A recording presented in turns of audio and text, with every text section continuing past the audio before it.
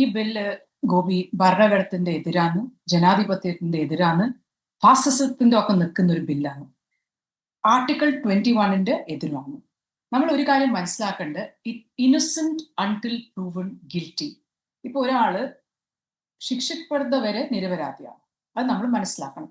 ഈ ബില്ല് എന്താ പറയുന്നത്? ഈ ബില്ല് പറയാ, നിങ്ങള് നോർമൽ പ്രൊസീജിയർ എന്താ? അറസ്റ്റ് ചെയ്യും, FIR ഫയൽ ചെയ്യും, ചാർജ് ഷീറ്റ് അതിന്റെ ശേഷം പിന്നെ കോർട്ടിൽ പോവും, പിന്നെ അവരോട് ചോദിക്കും ഗിൽറ്റി നോട്ട് ഗിൽറ്റി, നിങ്ങൾ നിരപരാധിയോ അല്ലേ, യെസ് ഓർ നോ.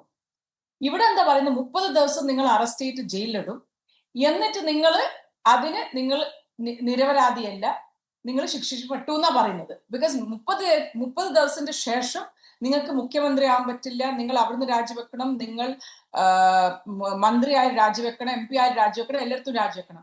അപ്പൊ ഇത് എന്ത് നിയമാന്ന് എനിക്ക് മനസ്സിലായിട്ടില്ല. ഇത് ഇവിടെ നമുക്ക് ഓൾറെഡി മനസ്സിലാവുന്ന ഒരു കാര്യം എന്ന് പറഞ്ഞാൽ, ED കേസ് 2014 തൊട്ട് 21 വരെ 5422 കേസിൽ 23 കൺവിക്ഷനാ ഉള്ളൂ. അത് നിങ്ങൾ മനസ്സിലാക്കണം.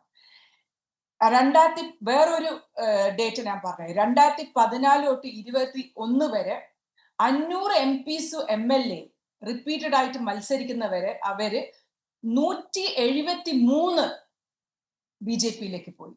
ED കേസ് പറഞ്ഞ് എന്തെങ്കിലും പക്ഷെ അവിടെ പോയതിന് ശേഷം അജിത് പവാർ ആയാലും, സുവിന്ദു അധികാരി ആയാലും, ഹിമന്ത ബിശ്വാസ ശർമ്മ, നാരായൺ റാണെ ആയാലും ആരായാലും കേസ് ക്ലോസ്. അവരെ സ്വന്തം MP ആണ് കിരീട് സൊമയ്യ കേസ് കൊണ്ടാണ് നാരായൺ റാണിന്റെ എതിരായിട്ട്. നമ്മൾ മനസ്സിലാക്കണം.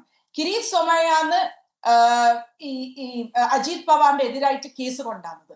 ദേവേന്ദ്ര ഫഡ്നവിസ് എപ്പോഴും പറഞ്ഞ കാര്യമാണ്, അജിത് പവാർ ഇറിഗേഷൻ സ്കാമില് 10,000 കോടിയിൽ മുങ്ങിയിരിക്കുകയാണ്. അപ്പം ഇങ്ങനത്തെ പറഞ്ഞ ശേഷം പെട്ടെന്ന് ED ക്ലോസ് ചെയ്യാവുന്ന കേസ്. അപ്പം ഇത് ജനാധിപത്യത്തിന്റെ എതിരാണ്. നമ്മൾ ഇതിന്റെ ഒക്കെ നിൽക്കൂല.